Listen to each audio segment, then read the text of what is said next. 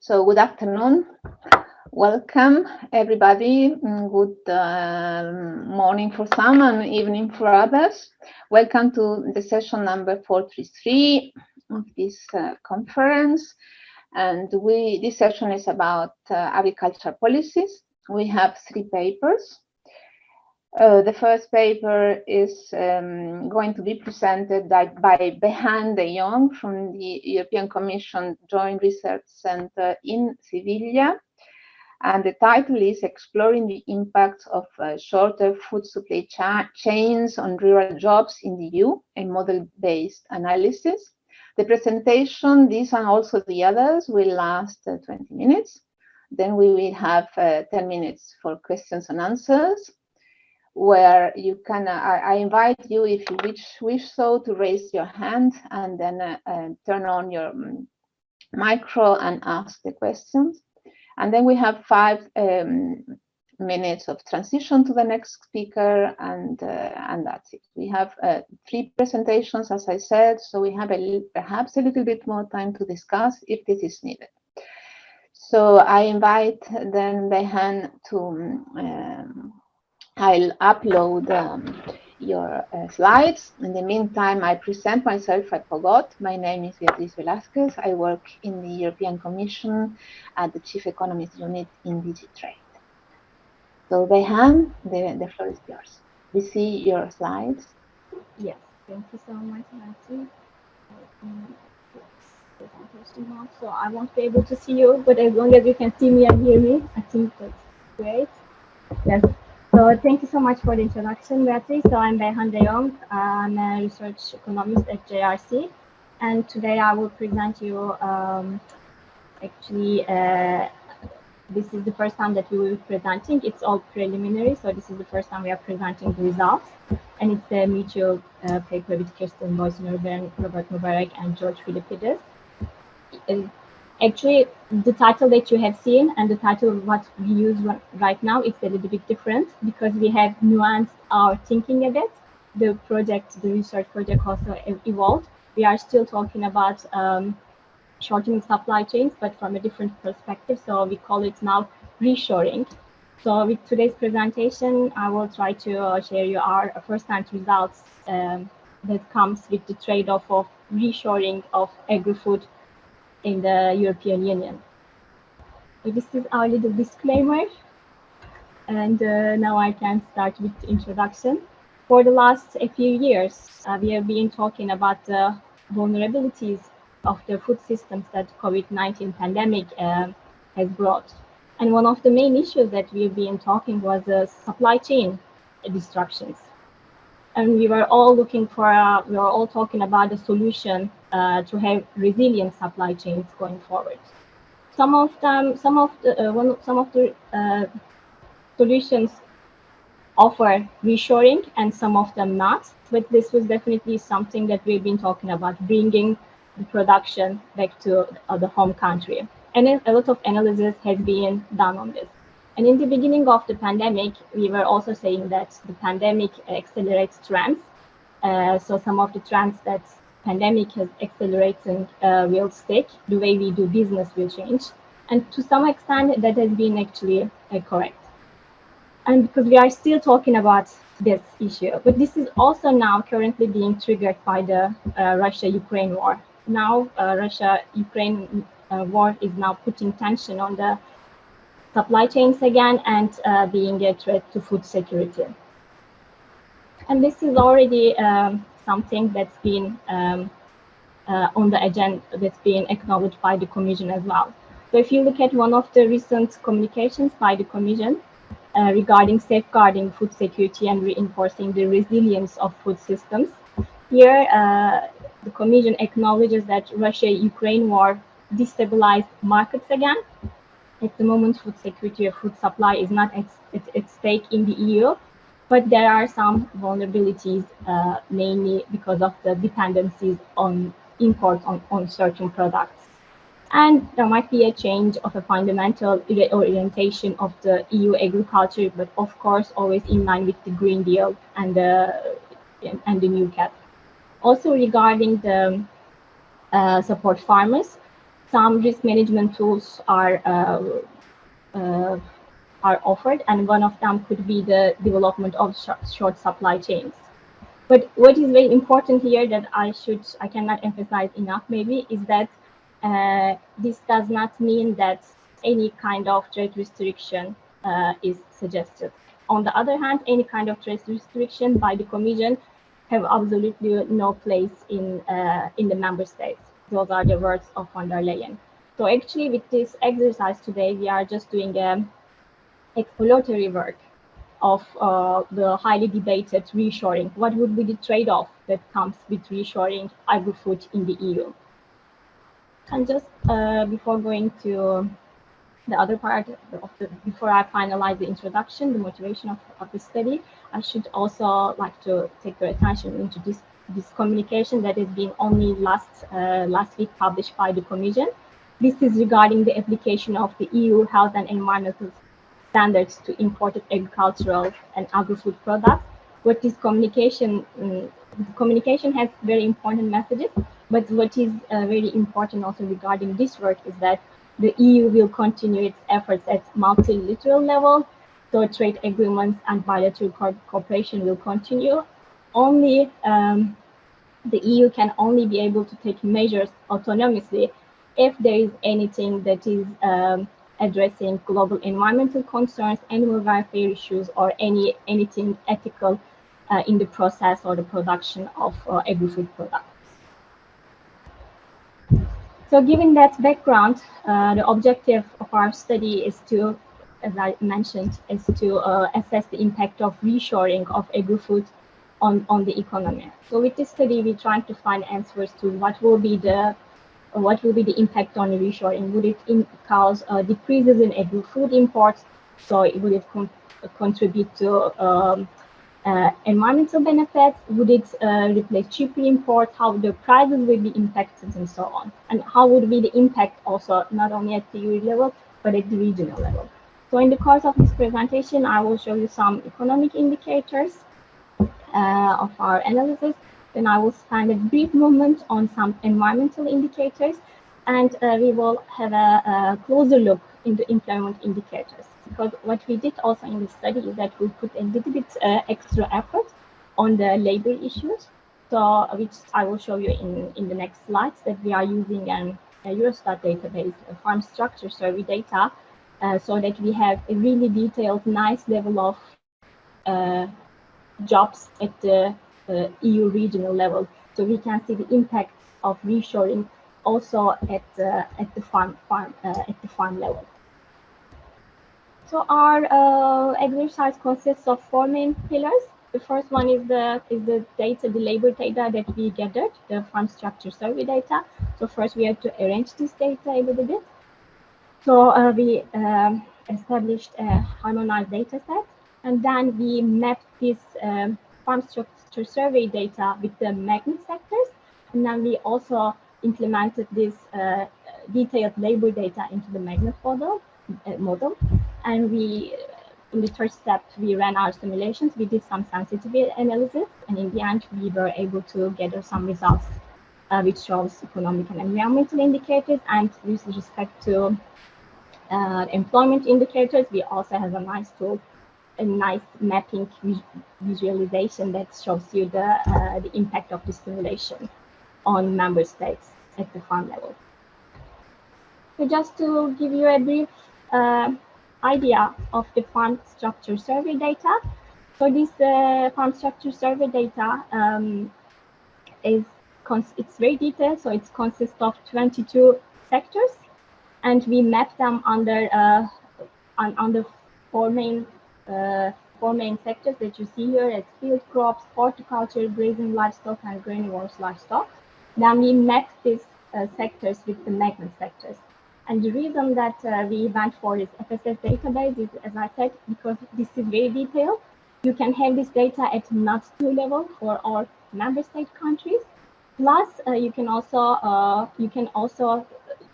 check the labor participation per gender. So it's available for males and females as well. So this is also one of the nice things that is with that comes with the FSS. And But in all cases, I should let you know that we made sure of the consistency of the magnet model label results with the official EU estimate, so that we implement this data into our model.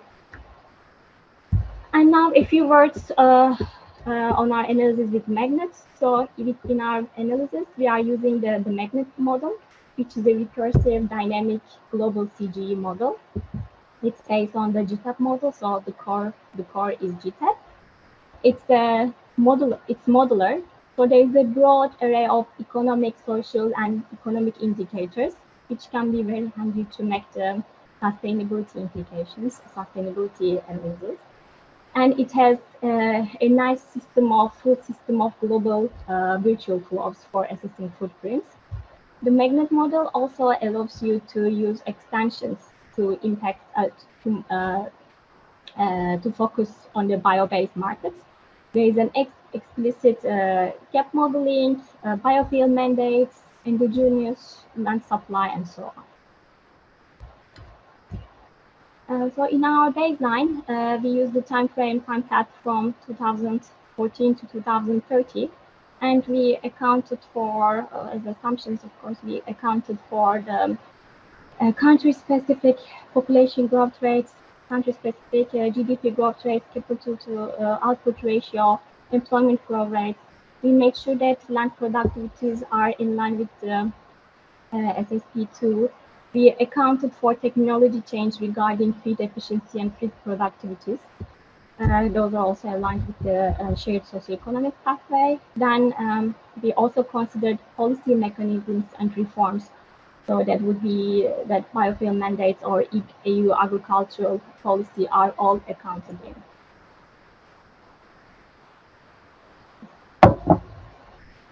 And for reshoring, to model reshoring, we use preference twists. So preference twists can be used to manipulate import preferences on a commodity-specific basis. And in this case, in this exercise, we use them in favor of intra-EU trade preference. So when we speak about reshoring, bringing back some manufacturing or production back to the EU, so we actually disfavored extra EU imports and we favored intra-EU imports. So you can use this preference twist to capture additional cost-neutral or expenditure-neutral trade preference shifts that are not captured by conventional substitution between extra-EU and intra-EU imports. And what we have here, we have the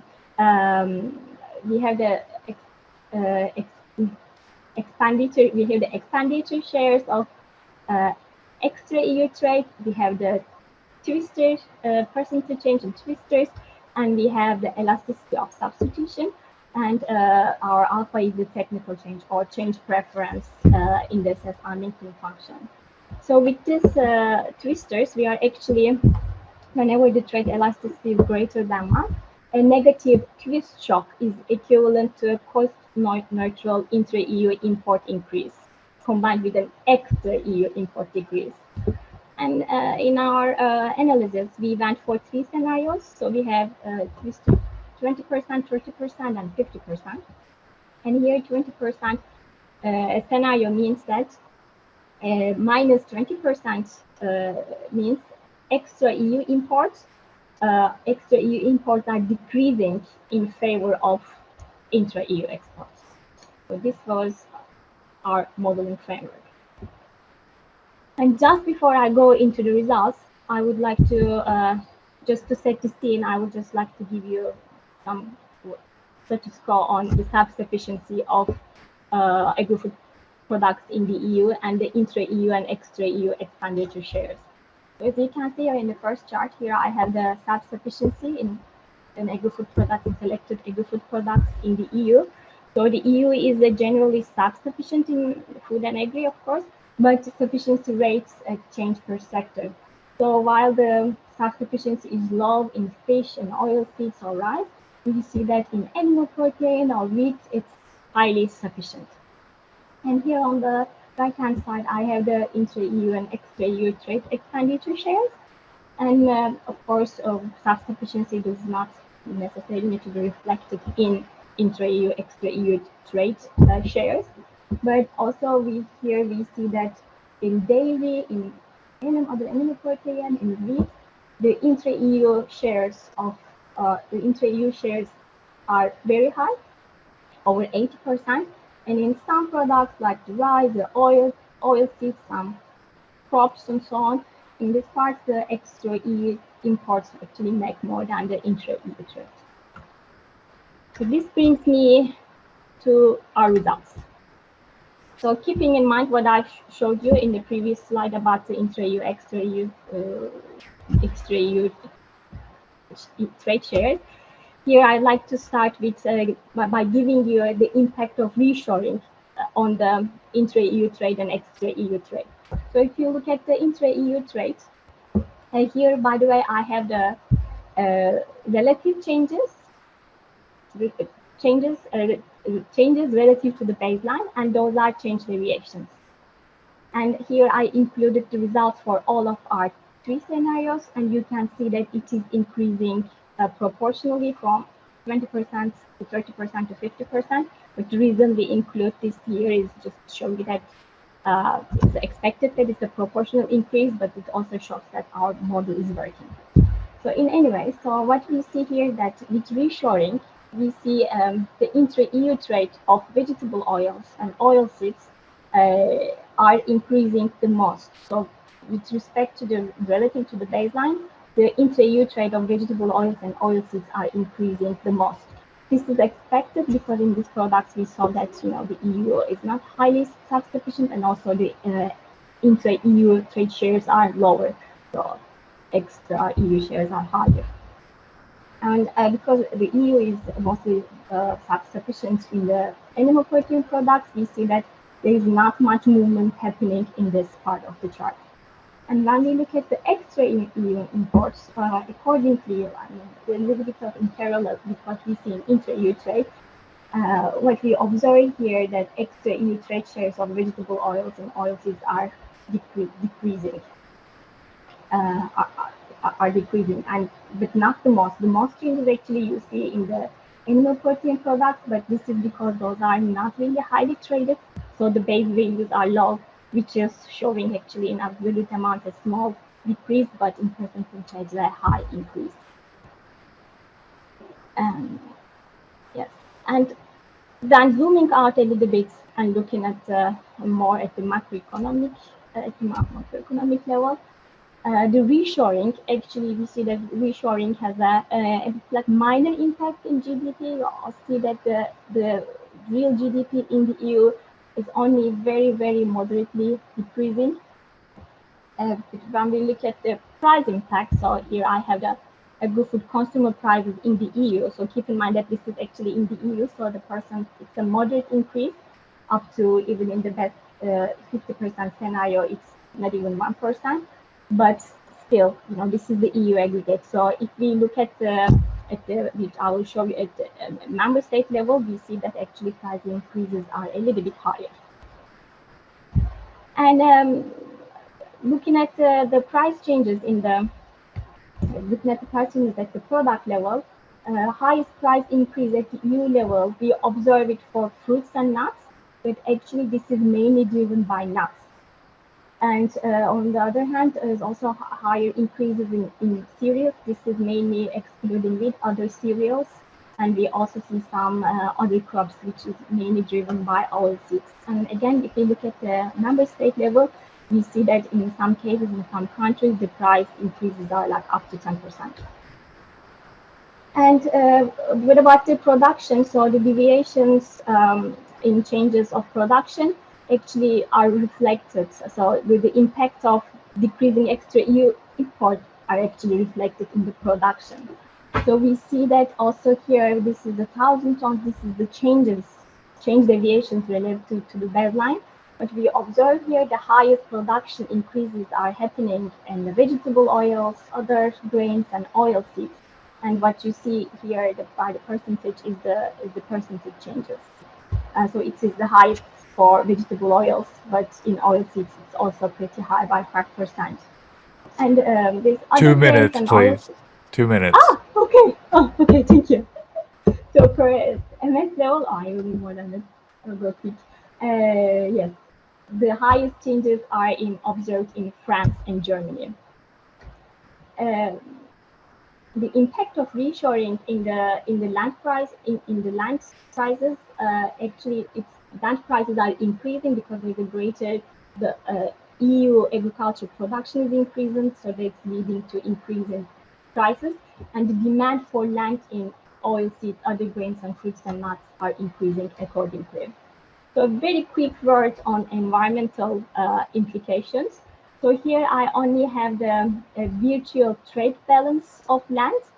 So in the baseline, the virtual trade balance of land in the EU is negative.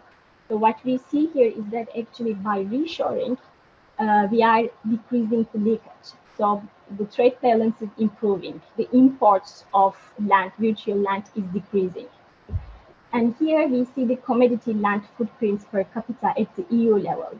And for most commodities, this is decreasing, but there are some products like nuts, for instance, which is driving the commodity footprints the most. And this is mainly because of the efficiencies. And here, this is my last section on impact on rural jobs.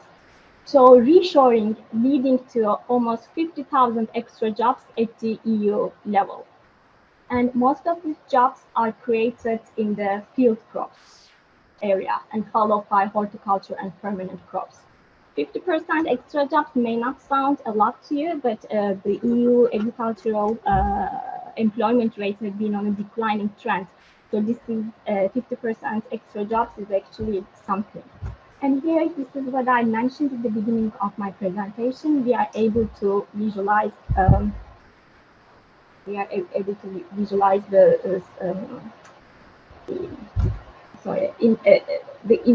impact of reshoring on the member state level. But what we see here is that the highest changes in the number of jobs we observe it's in Poland. Its the number of jobs is increasing by almost like 4,000 people, and it's followed by the increases in France. But we also see a shift in labor movement. So in Poland, there is a movement from labor going from horticulture actually to specialist field crops, and the main changes are job gains are in Spain. We are also with this tool. We are also able to trace back the results from member state level to the regional level, and then we can pinpoint where the job gains or losses are happening. Could be a very interesting tool for policy analysis as well. So this brings me to conclusion and discussions. I think I'm running out of time. So very quickly, the reshoring is bringing trades of synergies at the same time. There is one side of the story. We see that there are limited market impacts, but in some, there is high variation across member states and commodities. There's a slight rise in agricultural food prices and factor prices. Generally, environmentally positive impacts, but as I said, these results are preliminary and we may need to look into a bit more detail on that. And it's definitely a positive impact on rural job numbers. And although I haven't seen it, shown it to you in the maps, but we can also see where the female involvement is increasing or male labor participation is increasing. We have some limitations so far, but I think I will skip this. Yes, thank you so much for your attention. I'm sorry for I extended. I'm sorry, I didn't finish on time. Thanks. Thank you, Beyhan. So the floor is open for questions. Please raise your hand and take the mic if you have questions. Pierre, please go ahead.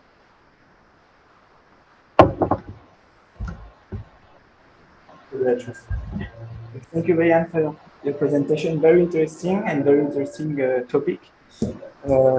I would have a very three short clarification to understand the modeling framework.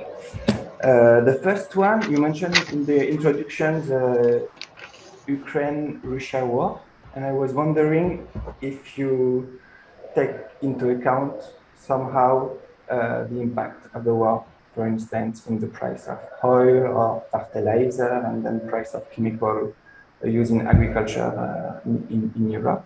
So this could be my first question. The second, you never mentioned the CAP, the Common Agricultural Policy, and I was wondering how it is modeled in your modeling framework, and which policy, because we know that it's a moving one, and I assume there is no the national strategic plan are not model, but which is the current state of the CAP you are using? And my last question, in terms of labor mobility, I didn't understand if there is a free movement within a member states or within NUTS2 level, at NUTS2 level. So if you could say a few words about the labor market and the movement of labor. Thank you. Thank you for the question. So just a quick answer to the first one. Yes, I mentioned the Russia-Ukraine war, but this is actually just a part of our motivation why we started looking into this, but we have not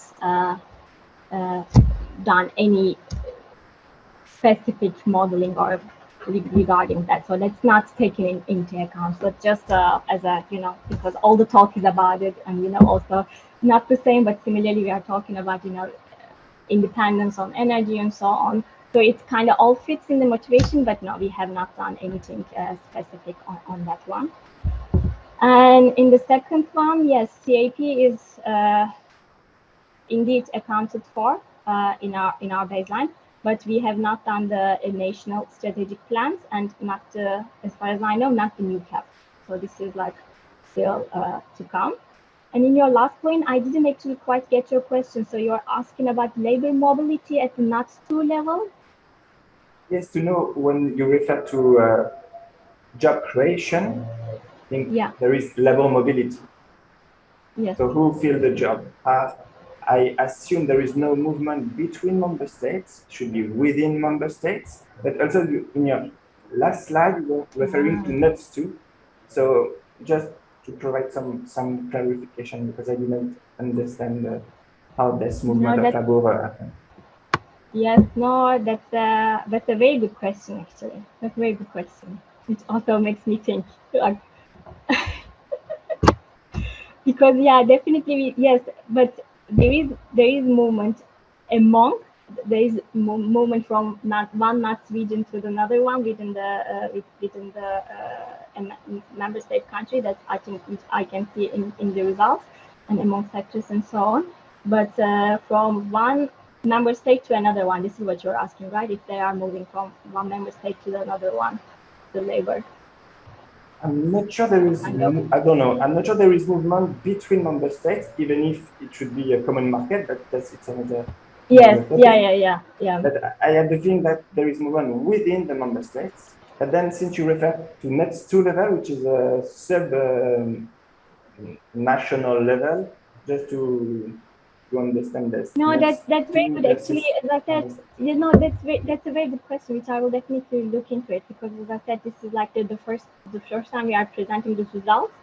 So it's still a little bit new, and we only actually looked at the differences per member state level, but we didn't look like how much, if there's like a transfer. I'm not sure if we. I need to look into that. Thank you. I appreciate the question, but I don't have a clear answer for that yet. If I have, I will reach out to you. Thank you. Great. Thank you. Thank you very much. Thank you both. Then I leave the floor to Ole, who has a question, has raised his hand. Please. Yes, thanks. Thanks a lot for the nice presentation, Beyhan. I'm wondering about whether there are actually indications already of like persistence reshoring, and whether this affects only the intermediate consumption, or also the final consumption, and whether you have accounted for that in your simulations. Thanks. Thank you, Ole. Can you elaborate a bit on what you mean by persistent reshoring? Say that again, sorry. The first part of your question.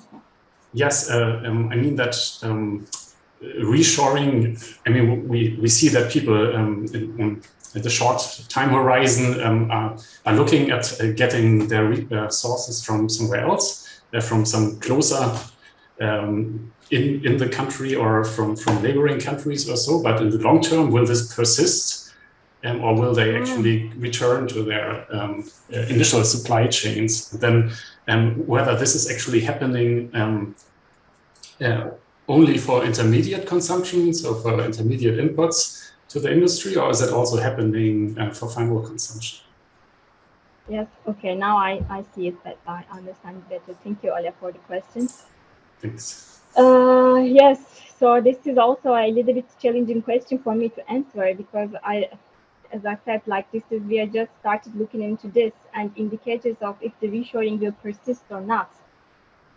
That's that's a really complicated question. I'm not sure if I can answer it. Yeah, there are different views about this. Like if you look at some studies which say that reshoring is not that what we need. This is actually there are some studies showing the negative results on reshoring, but they don't necessarily account for agriculture, but this is like for the whole economy.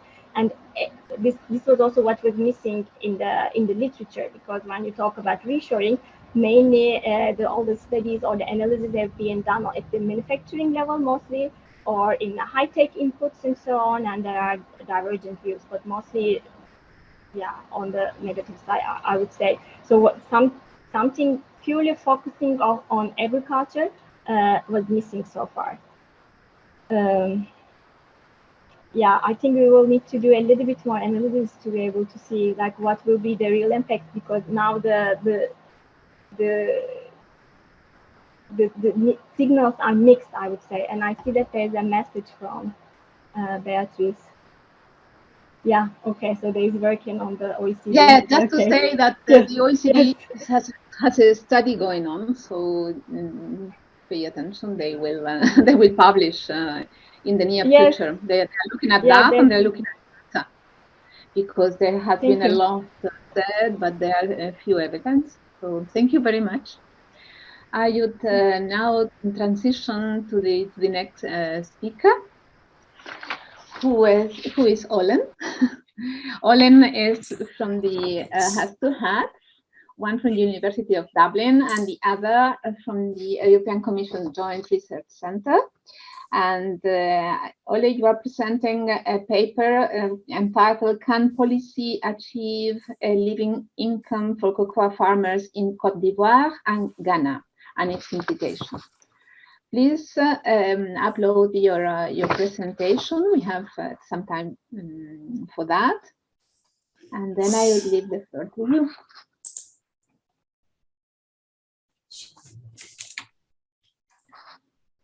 You need to maximize. Oh, okay, there we go. Okay, thank you very much, Beatriz.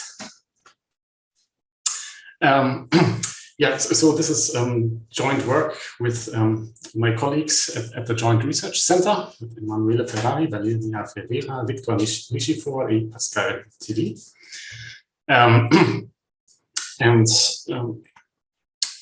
Unfortunately, we are not quite there what the title suggests, but that's the goal of it. So first, as usual, disclaimer, and that these are actually very preliminary results, so they are not suitable to be cited yet. Yes, so there has been discussions about the chocolate and the cocoa sector for a while now, because the consumers in the EU and other richer countries have been worried about the situation of the farmers in these countries, because there's occurrence of child labor and a lot of deforestation involved, and then we know that the farmers are actually very poor. So we see this is a value chain of strong extremes. On the one hand side, we have a very valuable chocolate market, which is dominated by a few Western manufacturing firms, and they produce luxury food for richer Western consumers mainly. And then on the other hand, we have 5 to 6 million, mostly poor small cocoa farmers who grow the beans, which are the main input to chocolate, or the most important input to chocolate. And they are located all in a few poorer tropical countries. And then there's the opinion that maybe there is some imbalance in that value chain, because of the value, almost 80% remain with the final manufacturers and retailers, and cocoa farmers only get 5 to 10% of that. But this is also highly debated whether this is really a supply chain issue or not. So the two main countries, the two biggest producers of cocoa, are Côte d'Ivoire and Ghana. They together produce about 60% of the global cocoa. They make up, or cocoa makes up 39% of export earnings for Côte d'Ivoire and 16% for Ghana. We have large numbers of farmers living in poverty in both countries. And of these households which produce the cocoa, they often have a dependency on it, with 60 to 70% of its total income coming from cocoa farming. Then we have the issues of child labor and deforestation. Note that these are tropical countries, so it's a lot of rainforest which is deforested there, which is cleared there. So a lot of biodiversity loss and also carbon capture loss. And then there are actually claims that 30 to 40% of the cocoa beans in the two countries originate from protected forest areas. So these are actually natural parks or something like that, where no activity in terms of farming should take place, but it actually is. So this has been an issue for the consumers in the Western countries, and there have been a lot of initiatives from governments, from the NGOs and others.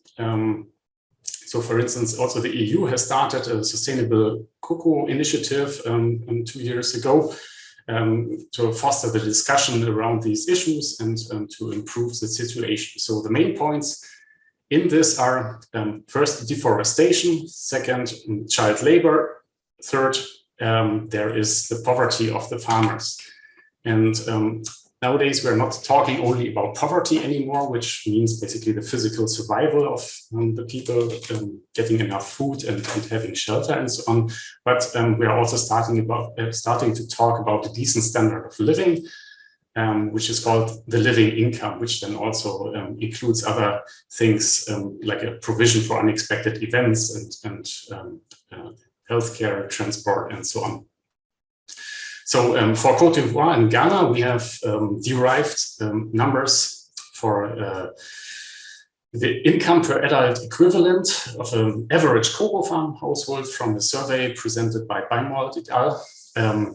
So the average cocoa farmer in Côte d'Ivoire earns $2.08 per day per adult equivalent, and in Ghana, $1.23. So these are very low incomes. And then there are studies which benchmarked what living income would be to allow a decent living, and derived from that for 2020. We have then arrived at incomes of $4.03 per day for Côte d'Ivoire and 2.63 for Ghana. So what we actually would need is an increase of 94% in the income for Côte d'Ivoire and 114% in the income for Ghana.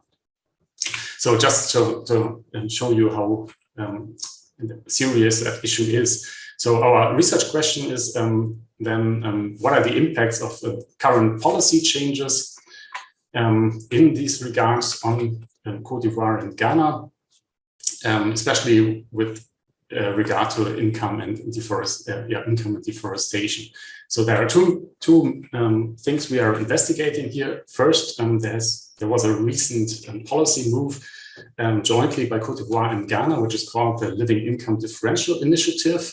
And this has really put the spotlight on the cocoa sector again. That's when the EU started this Sustainable Cocoa Initiative, and we have seen similar initiatives in many countries now. At the same time, we are talking about due diligence regulations to put greater responsibility and accountability of chocolate manufacturers on the conditions in these producing countries, and so on.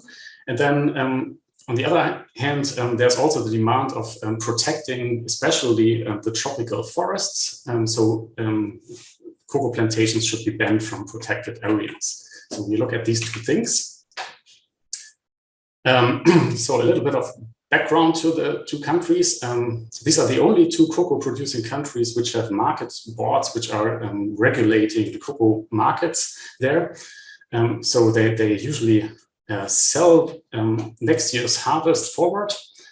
And then after like 60 to 80% is sold, they fix the farm gate price. So the farmers get a fixed price for the next season then.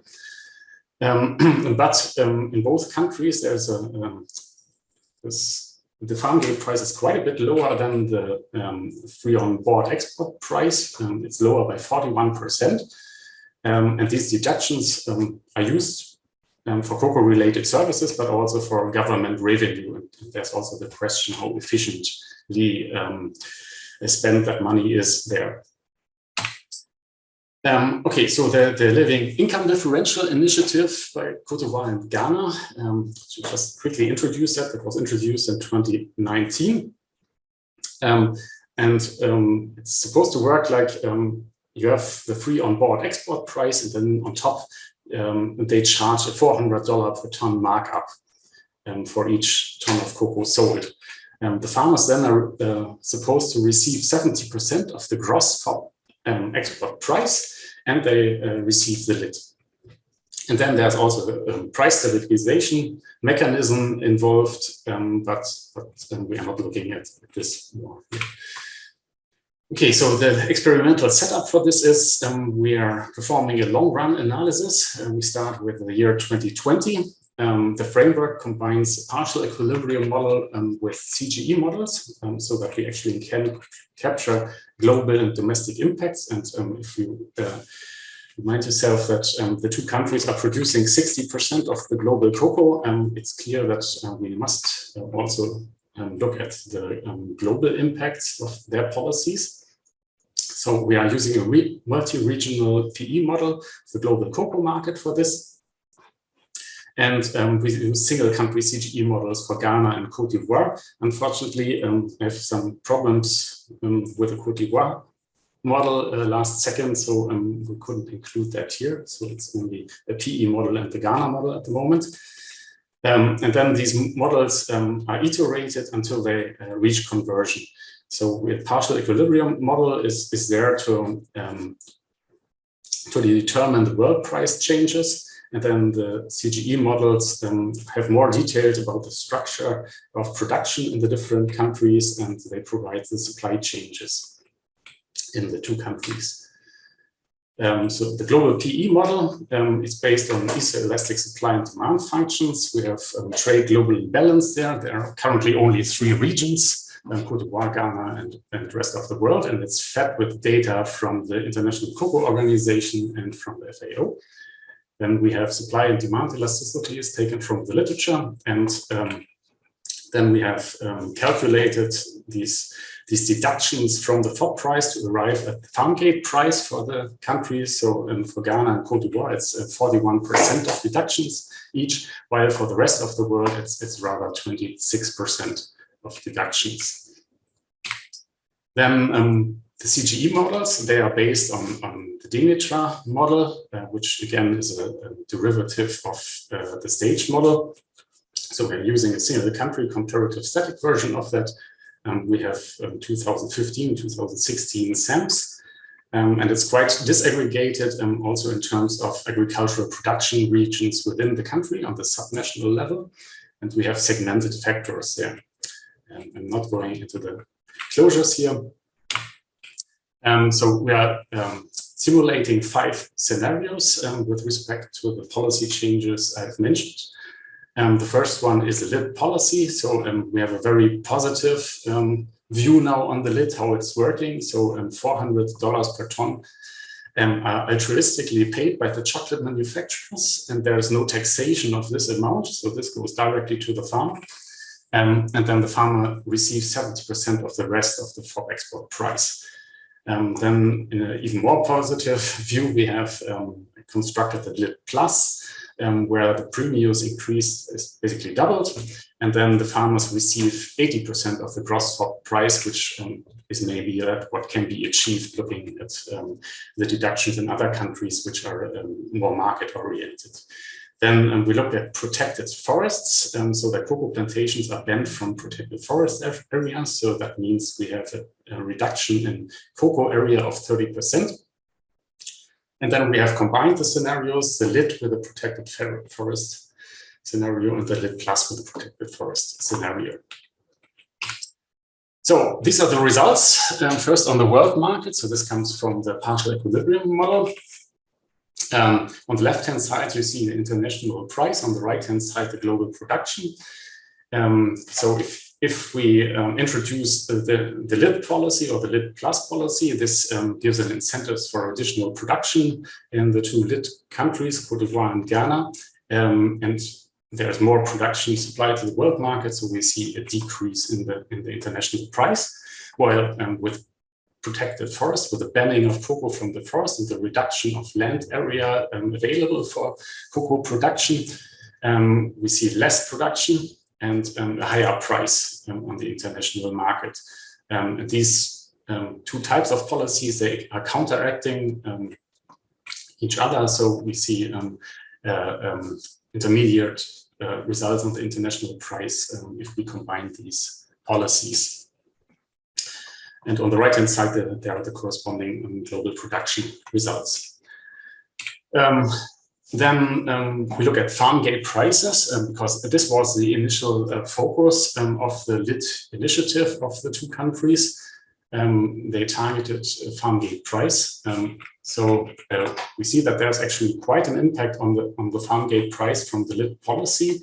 In Côte d'Ivoire and in Ghana, just from the lid, we have a price increase of 25%.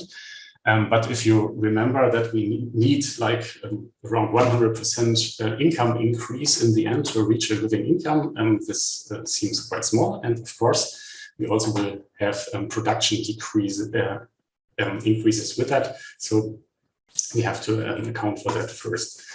And then if we combine the policies, so protected forest areas also, if we reduce the area for growing cocoa, and this also increases the prices because the supply is decreased, we see quite strong increases. Combining this with the lid, we could actually, in the case of the lid plus protected forest scenario, we could get an increase of 80–90% of the farm gate price. In the rest of the world, this might have adverse effects in terms of the price for cocoa farmers there if we introduce the lid, because if we have more production in the world market price is dropping and they get less for their produce. The rest, if we then protect forests, this has the opposite results basically. And this is positive for the farmers elsewhere. I mentioned the regional cocoa production results already. So note that in Ghana, currently we have a Cge model, while for Côte d'Ivoire, we only have the representation in the PE model.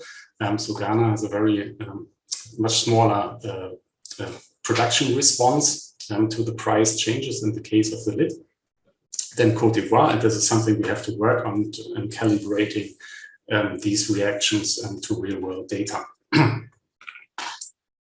And in the case of the protected forest, we always see that there is a negative impact on production.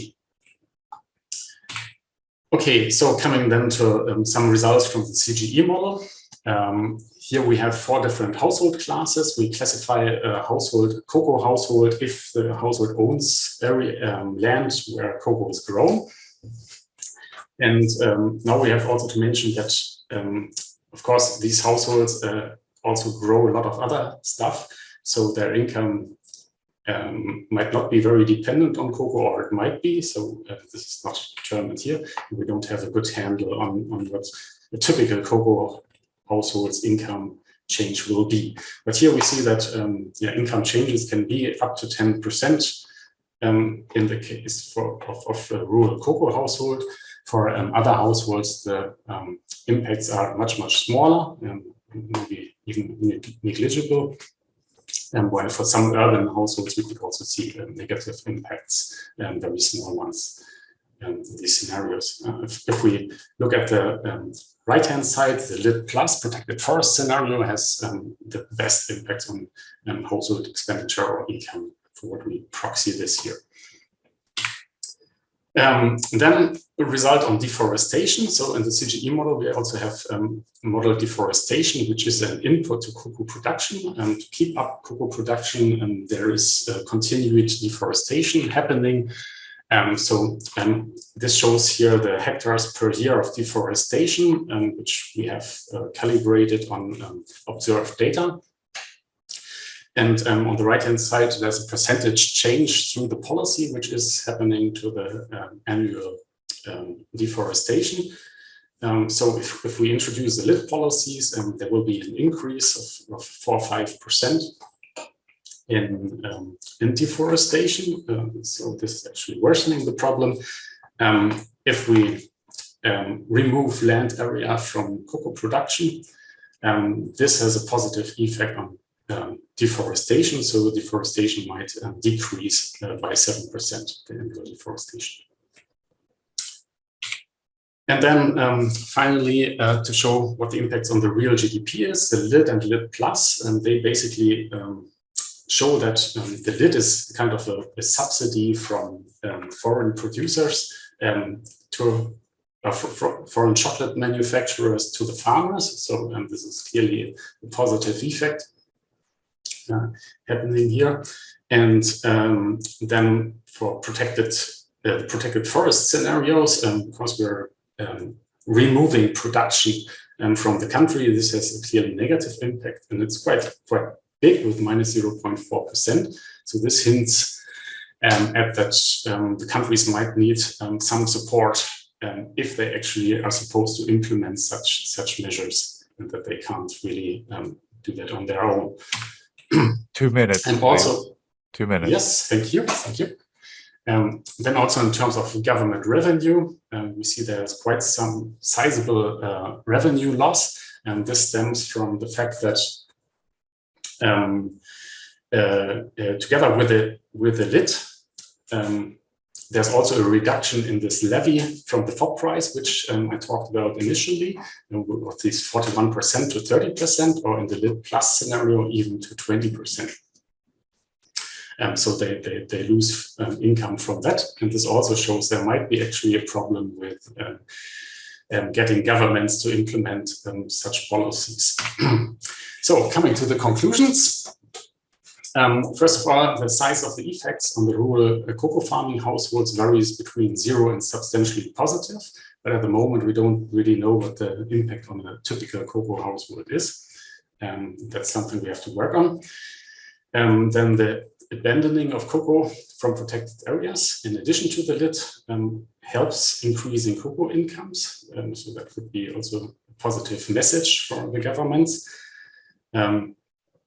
But the LID itself increases deforestation. So if we put it together into action with abandoning illegal cocoa from these areas, that would be a more positive result. Then protecting forests negatively affects GDP, so support might be needed, and all the policies decrease government revenue substantially, which hints at a problem for adaptation of these policies. So our final steps then will be, or next steps will be, that we now have to introduce this Côte d'Ivoire model into this framework, and we have to align the supply reactions of the models better to real-world data. We have to improve the estimates of shocks for cocoa in protected forest areas. We have already obtained data to do that. And then we want to assess the household level impacts with respect to a living income and see what options actually are there to reach such an income level. Thank you very much for listening, and I hope there might be some interesting questions now. Thanks. Thank you so much, Ole, for this very informative and interesting presentation. I then open the floor for questions. I don't see any hand. I actually have a question. Can you hear me? Go. Yeah. Thank you. Thank you. Hey, Ole, very interesting presentation. And I came a little bit late, so I'm just curious, how do you model changes in cocoa production in terms of land use? Is that land only coming from rainforest or from deforestation? And do you use equal productivity levels, or do you differentiate between, let's say, young cocoa land or mature cocoa plantations? Thanks. Okay, thanks, Arndt, for the questions. First to the second question, with respect to the productivity, we are working on a subnational regional level, but we don't have really information on what kind of trees and so are growing. We are not modeling that level of detail at the moment, so it's more in the observed data of the region, the regional production data, which gives us this information. And the first question was on, sorry, remind me again. Yeah, no problem. If you differentiate between cocoa productivity in newly planted land and in formerly forested land and in existing cocoa plantations. Yes, no, we don't do that really. I mean, we have. So we are representing the cocoa production of 1 year, and the current model assumes that to keep up this production, you need actually to deforest constantly, because after a while, when cocoa farms get old, they get prone to diseases, and their productivity decreases and so on. So after a while, that gets abandoned, and you need new land. So there's deforestation happening again, just to keep up the level of production again. But then we have segmented cocoa land, which is used only for cocoa. But then there can be some some switching of land between crops and cocoa. That's the current approach. Oh, okay, thanks. Thank you, Ole. I give the parole to Pierre, who raised his hand. Pierre, please. Thank you. Thank you, Ole, for the presentation. Very, very interesting, as usual. As a follow-up of Anne just said in terms of land, I'm going to put in the chat a paper that refers to the protected area where cocoa plantation are spread in Ghana and Côte d'Ivoire. And being in protected area, they generate deforestation of primary forests. And it seems that in this paper, the share of the land is much higher. I think that the one you were referring in your presentation. So I don't know if you know this paper, but I think it can be useful.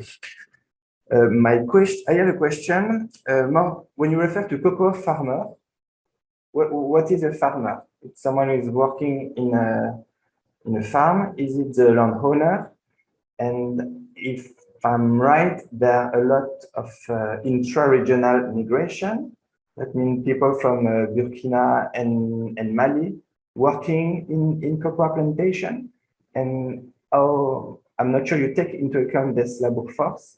But if so, how could you consider this labor force from abroad, which can be an important share of in the plantation in the north of the country? Yeah, thanks a lot for these suggestions and comments, Pierre. Yes, we have seen this paper, and we are currently working on improving our shocks and also to combine our model with the land use model to make the impacts on land use change from these cocoa policies more clear. But there's also a lot of uncertainty around cocoa data at the moment, because apparently it's very difficult to identify cocoa plantations clearly. Many are working on that at the moment.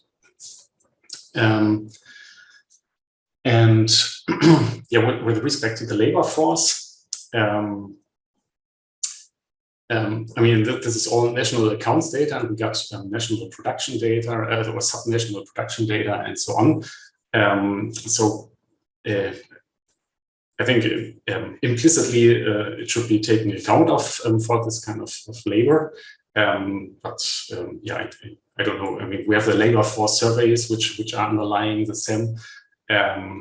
And I would expect that they list that, but we know that the quality of such surveys is not super high usually. So I don't know, but it's a very interesting issue that there's a lot of inward migration for cocoa production, and people are founding new farms in the country. Then, and there's so many interacting issues in this sector. It's really exciting to work on that. Thanks. Thank you, Ole. I don't see other hands raised, so I have myself one question. Perhaps if you say, I think I missed that. What is the definition of, if you could recall, of an urban cocoa farm? This would help me to understand what happened to household expenditures, because I see then that not non-urban and urban, the differences are, I cannot explain the difference between the two categories. So if you could just recall what are the reasons for those differences, perhaps defining again the urban and non-urban would help me. Thank you. Thanks a lot for the question, Beatriz. Yeah, I think that this is this distinction is very artificial. I mean, this comes from the surveys. Whether it's urban or rural, the household. And then if you go to a developing country, you often see that it's hard to distinguish really what is rural and what is urban. So you have farming in rural or peri-rural areas, but it's a very, very little farming usually. That's also why you see very little impacts on the urban cocoa farms, but still maybe there's a slight positive impact, as you can see there in some scenarios. So it's not a clear distinction, and we now want to work more in combining this with farm household models, so that we actually get a better handle on the income impacts for certain types of households, not only rural, urban. I mean, this is a usual distinction, but it's not that super helpful. I totally agree. Thank you. Indeed, it would be very interesting to see how the distribution of changes or improvements in income will be across different types of households. Thank you again, and then good luck with the continuation of the work. I would then transition to the next speaker. Please, Leysa, you can now upload share your screen, please. In the meantime, I will just say that the title of this presentation is Impact of Tariff and Non-Tariff Measures Removals on Structural Transformation and Poverty in Senegal. And Leysa is looking at the African Free Trade Agreement. Leysa work is an associate scientist in Academia 2063, based in Senegal, or moving. This I didn't get it very much, but now I leave the floor to Leysa, please. All right. Thank you very much, Beatriz, for the introduction. Can you hear me very well? Perfectly well. All right. So I'm going to present the result we have on the work on the impact of tariff and non-tariff measures removal on structural transformation and poverty in Senegal, using as a case study the African Continental Free Trade Area. So my presentation will be divided in 4 main parts, starting with an introduction, and then I will present the methodology before presenting the finding, and I will end with some concluding remarks. So, as a context and background, we are all aware of the importance of the economic integration that has been mentioned in the different agenda of African governments and since several decades. I can start by perhaps mentioning the Treaty of Abuja, who has set some guiding principle for regional integration in the continent, but also I could mention the Malabo Declaration, which has basically the objective to triple intra-Africa trade.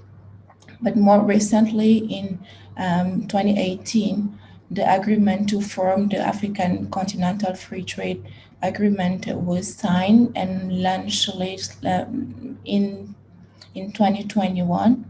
And Senegal is among the 54 countries that had signed and the 42 that had ratified the agreement so far. Several studies has shown that AfCFTA has the potential to boost intra-African trade by eliminating import duties and also by reducing non-tariff barriers.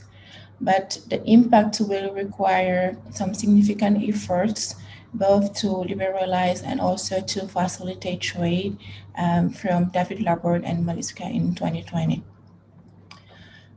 When we look at the recent trend in intra-African trade, what we can see is export share of processed food is higher compared to the share we are observing for unprocessed food.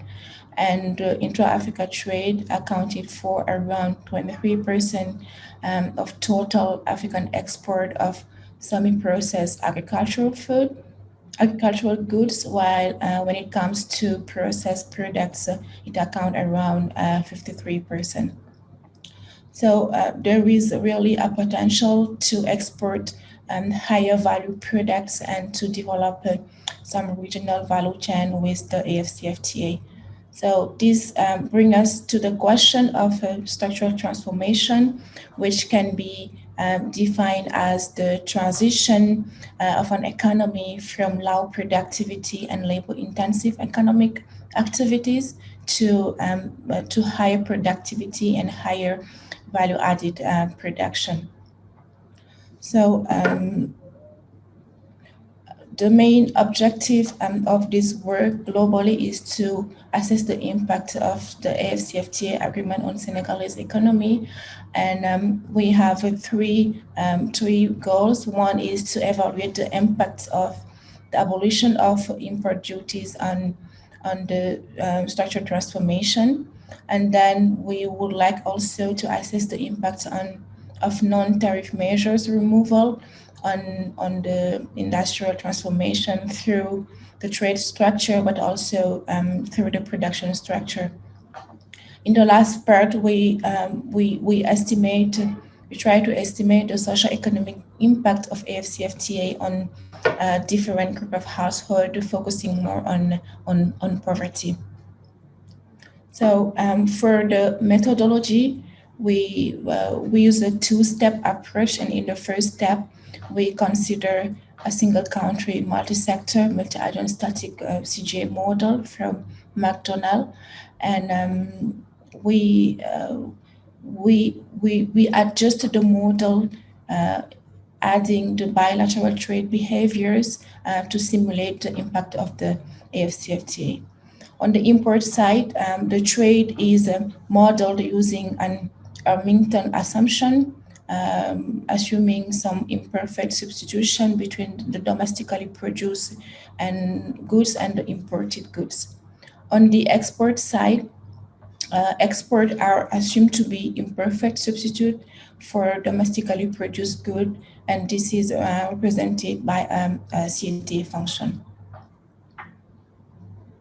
So for this first step, the data that were considered. We have first the social accounting matrix of Senegal that was made available by Boulanger in 2017, and then also we used the ATM trade database for Senegal bilateral trade. This was the purpose. This was to disaggregate the export and the import in the SAM.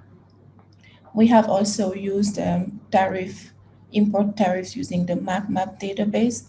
And finally, we consider the ad valorem equivalent of sanitary and phytosanitary measures and TBTs established by BAO in 2020. Using this database, we define 4 main scenarios to simulate the impact of the AfCFTA.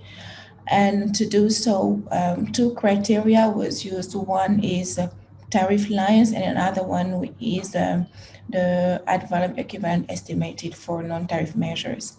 So for tariff lines, scenarios was defined by determining the list of products under sensitive groups and under non-sensitive groups to simulate the shock.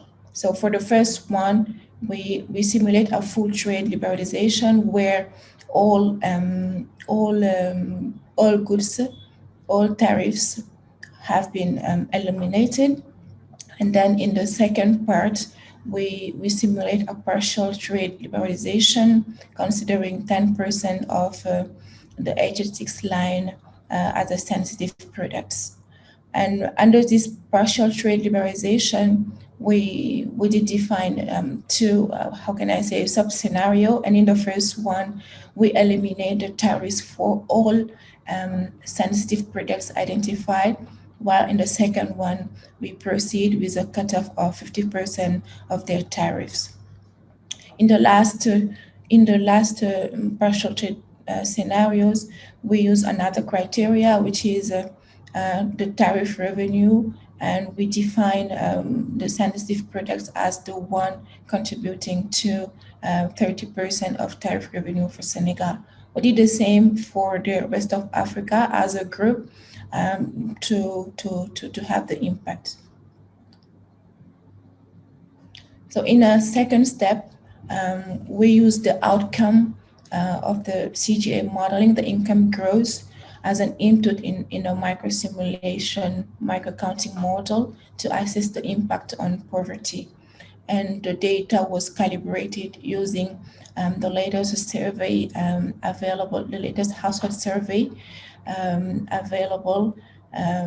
We also consider the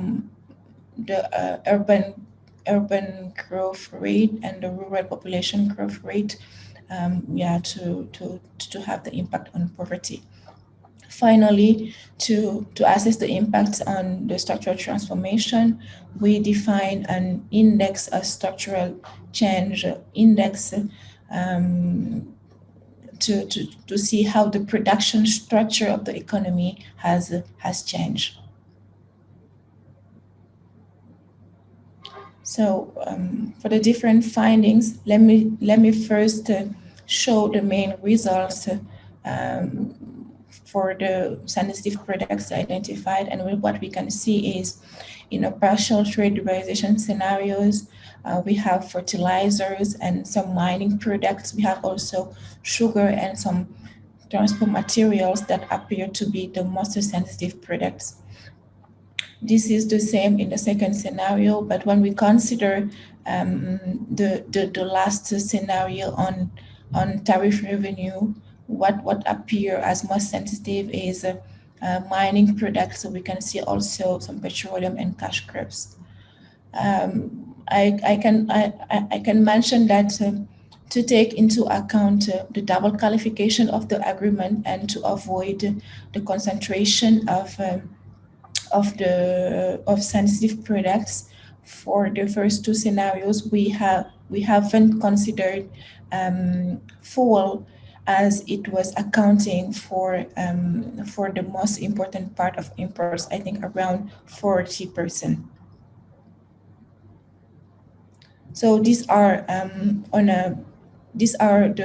the products that appear as a top in the list, and we have metals, gold. We have also some chemical products. We can see some nuts, tea, some minerals like cement, and transport materials, but also vegetable oils like palm oil, soybean oil, and also sunflower seed.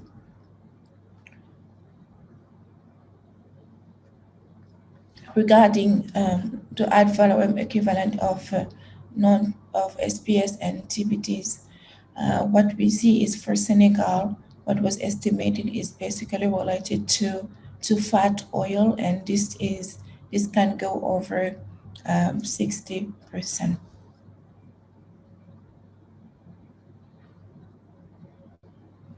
So other results in terms of production, what we see is in a full liberalization, production increases mainly for manufacturing sectors, including manufactured goods. We have also an increase for chemicals.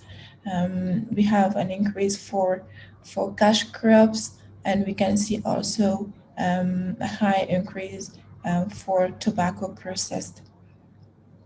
And maybe just to comment on the increase of other manufactured products, the fat oils have been included in this group. In contrast, we can see that production decreases for forestry, but also for food crops, and this for the different scenarios with a higher value on the full liberalization scenario. When it comes to import, if we assume the elimination of Senegal tariffs on all African products, the main increase on imports come from sectors such as forestry.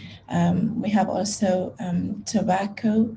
We can see grain milling and food crops and some textile and clothing. What is worth noting is when we only consider the HS6 lines to define sensitive products, and we remove all tariffs, the imports decrease for most of sectors when the partner is Africa, while for the rest of the world is mainly increasing. So the rest of the world is becoming more competitive with this choice of sensitive products. On the export side, so we can see a positive change for most of the sectors, especially the one for manufactured food and also cash crop. We can see the chemicals and also the other crop identified earlier, related to transportations and materials. We look at also the effect that we can see on the household income, and what we see is a positive effect in the different scenarios with a higher impact when it comes to a full liberalization. But the main highlight here is we can see that urban household is benefiting more from this agreement than rural household. The same pattern appears when we consider the equivalent variation by household and consumption as a measure of the welfare, and we see a positive impact on the full liberalization, and also when we apply a tariff cut of 50% for the 10% HS6 most sensitive products. So after we estimated the change income, of household income, we use this information as an input to estimate the effect on poverty rate. To estimate the effect on poverty rate, and what we can see is the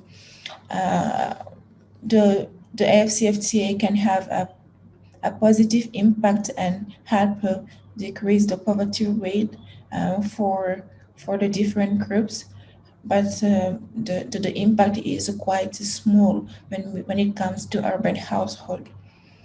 So overall, we can have around a reduction of 0.27% in the full liberalization, which is close to what we have when we consider sensitive products, considering tariff revenues.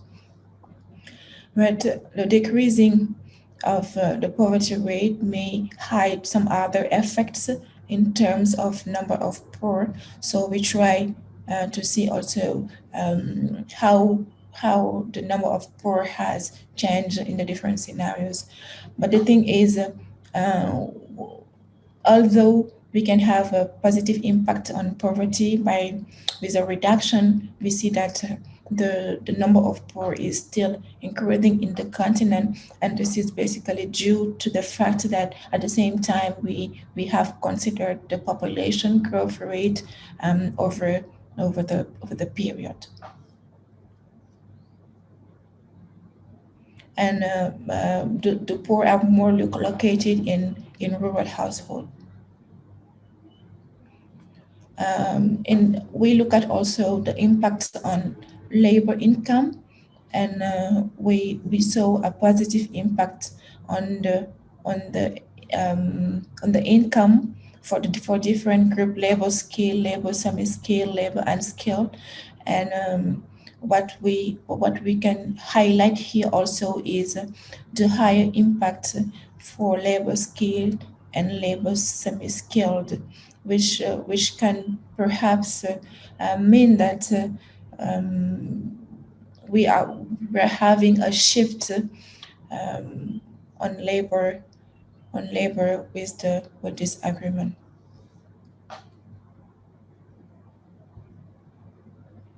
And finally, after computing the structural change index, we have a positive impact with still, as what we see in the past, with a higher increase for the full liberalization. And then the second scenarios is the one using sensitive products, using tariff revenue as a main criteria to identify sensitive products. So overall, what we were able to find with this work is the most sensitive products for Senegal are for metals and also chemicals. We have also cashew nuts, cement, sugar, and mostly vegetable oils as sensitive products. And the liberalization has a positive impact on the household consumption globally, but also this has affected the production structure with a higher impact on the manufacturing sector. And this was also confirmed when we define the structural change index. The different scenarios also make us aware of the choice of sensitive products, which can have several implications for the country, and so therefore there need to be chosen carefully. Another result is the liberalization can increase household income, and this especially for the urban household. And although we have a reduction of poverty, the number of poor is still increasing, meaning that the agreement is contributing, but won't be sufficient to diminish the number of poor. And finally, we think that the AfCFTA may have a potential also to foster structural transformation and can help our country move from producing and exporting, exchanging products of low value added to products with higher value added. I think that's what I wanted to share. I look forward to your questions, your comments. Thank you. Thank you so much, Leysa.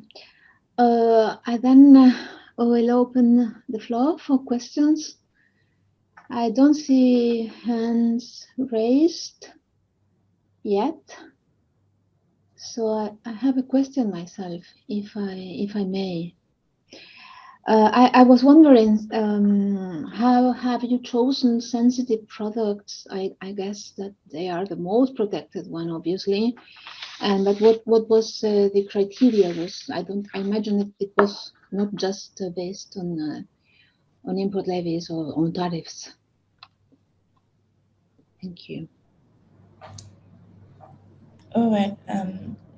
For the choice of sensitive products, what we did is we ranked the different products at HSC's level, considering the tariff revenues and the one contributing the most or the most sensitive for the country.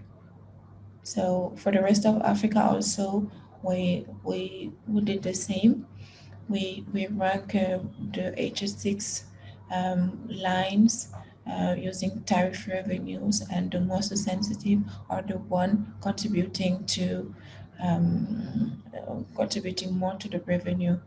But there is one constraint in the agreement, because they in the protocol the sensitive product shouldn't exceed 10% of the import's values. So that was the criteria to eliminate, for example, the fuel, because when we include these products, it's contributing to more than 10% of the import values. Okay. Sorry, if I can ask a second. You mentioned in your last slide that you were considering alternatives ways of defining sensitive products, and I'm curious to know what are you thinking, what you could do in that case. When I said different ways to select sensitive products, I mean the different scenarios have been constructed using different criteria to select the sensitive products. For example, for the very first scenarios, there was no sensitive product selected, so we liberalized all HS6 line. But for the second scenarios, what we did is we selected 10% of HS6 line as it is mentioned in the protocol, but the criteria used to select those 10% is the tariff revenues, and we remove all tariffs for these 10% selected commodities. And just to see how it can change, instead of in the third scenario, what we did, instead of removing all tariffs related to sensitive products, we use a cutoff of 50% of the initial tariffs to see the effect that is going to happen in the economy. But from the results, from when we consider simulation 1, 2, 3, and 4, the one that is close to the full liberalization is the last scenario where sensitive products have been considered using tariff revenues. Thank you so much. I see Ole raised his hand, so I let him ask his question. Thank you very much, Beatriz. Thanks a lot for the very nice presentation, Leysa. I was wondering, from your work now, do you have any hints how this could be maybe utilized to also have better positive outcomes for poverty in terms of the rural households? So far,